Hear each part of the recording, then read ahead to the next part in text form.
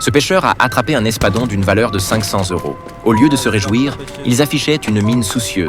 Même si c'était cher, ils devaient le rejeter à la mer, car c'était une espèce interdite par l'UE. L'homme vivait difficilement et était réticent. Mais une fois à terre, il devait encore prendre les poissons pêchés et faire du porte-à-porte dans les restaurants pour les vendre. Comme la plupart des restaurants étaient déjà approvisionnés et n'en avaient plus besoin, il le chassait, même sans pitié.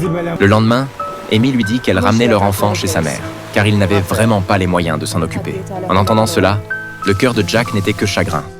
Une pression invisible pesait sur lui.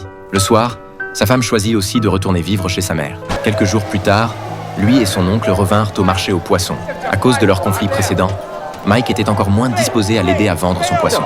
Son oncle, furieux, alla le confronter, tandis que Jack quitta le marché, découragé. À sa grande surprise, il vit un espadon familier être illégalement transporté dans l'entrepôt frigorifique de Mike. Il vit les 500 € être empochés, alors que lui, qui respectait les règles, ne pouvait même pas acheter une boîte de lait en poudre.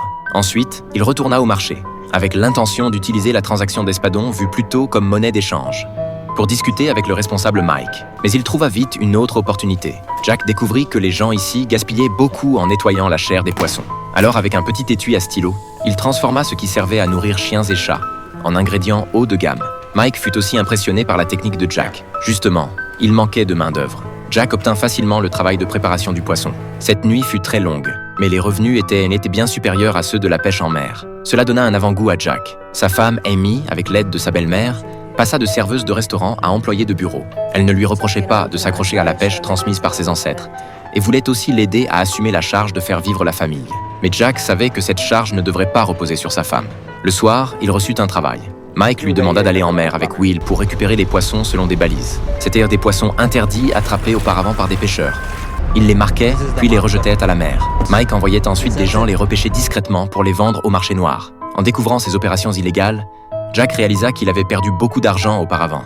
Ce qui le choqua encore plus, c'est qu'une fois à terre, Mike glissa une épaisse enveloppe à l'inspecteur bedonnant de l'agence des pêches. Pas étonnant que le chemin de l'illégalité soit si dégagé. En croisant son regard, la vision du monde de Jack s'effondra.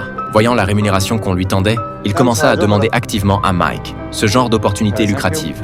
Son nouveau travail arriva vite. Un collègue lui tendit une glacière en lui recommandant de la transporter avec précaution, car elle contenait des choses à offrir aux supérieurs. La mission était simple, attendre au coin de la rue avec la boîte, puis donner les choses au chauffeur du camion frigorifique. Comparé au travail acharné de préparation du poisson et de pêche en mer, cette fois-ci, ce travail de coursier permit à Jack de gagner encore plus. Il sombra peu à peu dans ce bourbier, mais il désirait s'y enfoncer de plus en plus.